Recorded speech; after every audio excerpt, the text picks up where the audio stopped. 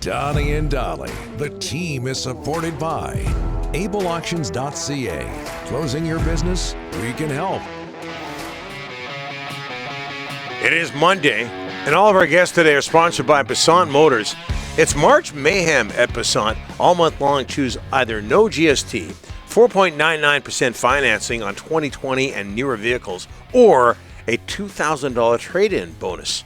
I got to head to Passant. Oh, big time. Get all the info at Passant Motors, BASANT Motors.com. Delaney's OK Tire and Langley inbox just ahead of Brendan Batchelor. Dave from Kelowna.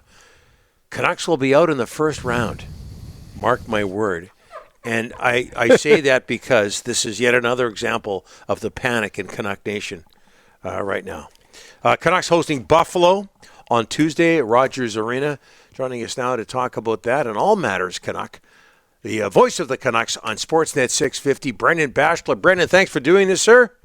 How are you? How are you guys? Very Lovely. good. Now, I heard Ryan asking you this, but last time you were on the show, I believe we talked about your new arrival. How busy is your household these days? Yeah, I was joking with Ryan. We're playing man-to-man defense now with a toddler and a baby, but things are going well. Everybody's happy and healthy, so we're getting through it. We're doing good. Good. Talk to me when you have 3. Yeah. Okay. Yeah. Canucks. I don't know if I want to sign up for a long-term penalty kill, so I'm not sure if I'm going there. Good idea. Canucks almost pretty much pleading for some rest in February, Brendan. I think this is a little bit strange, but pleading for rest in February. Now they get some. 3 days before between games before the Colorado game, couple of days before the Washington game, and they play both games at home, and in both games they lay an egg. They lose. How do you explain that?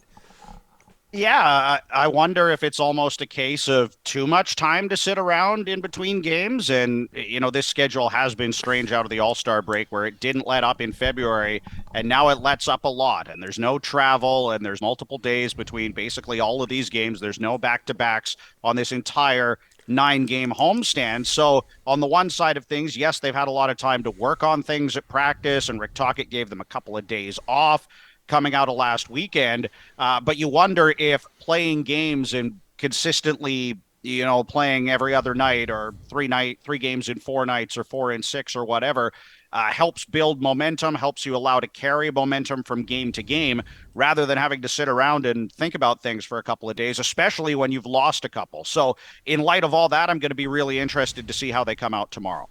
Hey, Brendan, the Canucks, I think everyone would agree, they just don't seem as confident, as sharp, as effective since the All-Star break. And, of course, 6 players went there and Rick Tocchet. What do you think's been missing since then?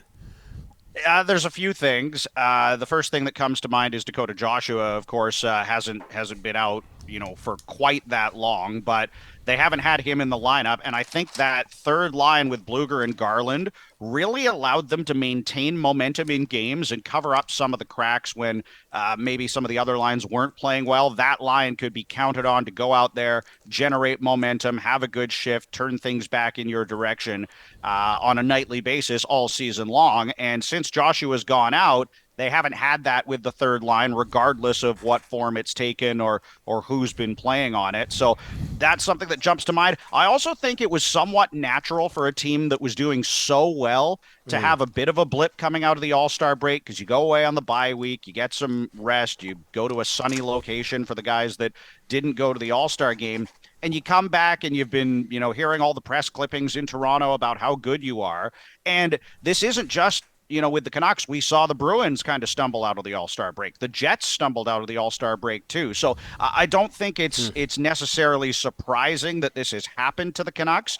What is surprising is some of the trends that have kind of started to emerge in their game. They were so good when leading after 2 periods, basically money in the bank to win games before the All-Star break. After the All-Star break, protecting leads has suddenly become a bit of an issue, as we saw against the Avalanche. And then, the thing that concerns me at the moment is you've had some bad calls go against you in the last few weeks, and we could sit here and talk about refereeing all day long, but what are you going to do about it? How are you going to respond when a bad call happens to you, and make sure that it doesn't snowball and affect your game the rest of the way? And against the Capitals, it was a blown icing call of all things that kind of turned the momentum for Washington. But if you're the Canucks, you can't let that happen, and you kind of have to hone in on the details of your game to play that 60-minute game, and make sure that one bad call or one bit of adversity going against you doesn't allow you to completely unravel. And I think that's kind of what we've seen over the last couple of games. Brendan, Lindholm, 2 points in 13 games, last 13. Yeah. You know what? I know we're going to say he's good defensively. We're going to say he's good in the faceoff circle. But, man, when you cough up a first-round pick and a defenseman prospect, you do expect some offense to come with that. What's going on there? Well, there's a couple of things. I think he wasn't necessarily having a great season prior to arriving in Vancouver, that's right. So that's part of it. But the fit in the lineup hasn't really been there for him either. They tried him on the wing with Pettersson. They tried him down the middle in the top six. Now he's found a home centering the third line, which, when you thought about bringing in Elias Lindholm, I can remember us all talking at the time about, he's probably going to play with Pettersson. Yes. He's going to be a top six player. He's going to be on the first unit power play, and none of those things are happening right now. He's not on the first unit power play. He's playing bottom six in terms of his deployment, centering that third line, although they do spot him up the lineup situationally. But the fit hasn't been there thus far. And it kind of reminds me of something that Jim Rutherford said in his press conference after signing his extension back in January when asked about the deadline, which is that sometimes you don't make the move and it doesn't work, but sometimes you make the move and it doesn't work. So being aggressive isn't necessarily always going to solve all your problems. And it's clear to me, obviously Lindholm has to play better, but I think it's a chemistry issue for him in terms of finding his fit in the lineup. And I'm going to be really interested to see what happens when Joshua comes back, because I wonder if they're going to give him a chance to play between Joshua and Garland rather than just putting Bluger back there, and whether those three guys together can build some chemistry and maybe be that third line that helped tilt the ice for the Canucks that they haven't had for the last few weeks. The Abbotsford Canucks scored five power play goals last night, Brendan. Call these guys up. Canucks power play's not been good. They're getting crucial power plays in the third period in tight games, not scoring. 8 power play goals in the last 53 attempts since the All-Star break. What's wrong with the power play? They look tentative to me, not willing to shoot the puck enough. And Rick Tocchet always talks about attacking. And there was the sequence, I believe it was in the Washington game, where they get a shot, one of the defenders blocks it, is hurt, has to go off. And Tocchet referenced this where he said, when you have a guy going off the ice and it becomes a 5-on-3 for you, essentially, you have to attack. You have to sort of sense blood in the water, and instead that didn't really happen. So it's a power play that's clearly low on confidence right now. Some of the Canucks' top players, I think, are low on confidence. We could talk about Elias Pettersson in that conversation. And too often when this power play struggles, and look, I think it's a really good power play when it's going. It's proved that it can be a top 10 or even a top 5 power play in the league in the past, but they get too static and they are just content to pass it around. They're looking for the perfect play. They're looking for the perfect shot.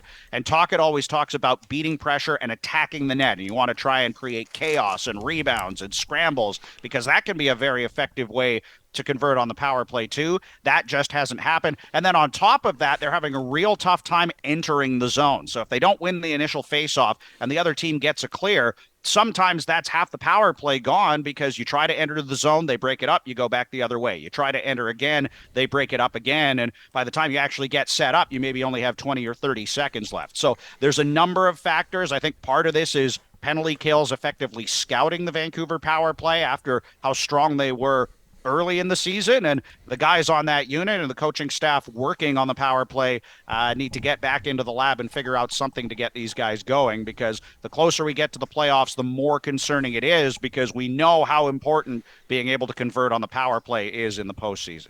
And Brendan, before we let you go, I think if somebody heard that the Canucks had lost 2 games without Thatcher Demko, your automatic reaction would be not having seen the games. Well, clearly they miss him, and Casey DeSmith hasn't looked all that good. That hasn't been the case, has it?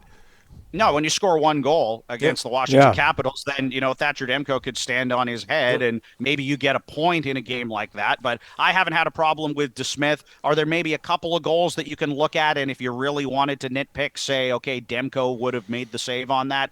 I guess technically, but the team hasn't played well enough in front of him. They're not producing enough offense of their own, and they get caught running around in their own zone at times too. So, I think DeSmith's been fine, and that is very far down my list of issues in terms of why this team has lost back-to-back games here at home. Get back to the family. Thanks, Brendan. Congrats again. Sounds good. Thanks, guys. Appreciate Have a good it. one.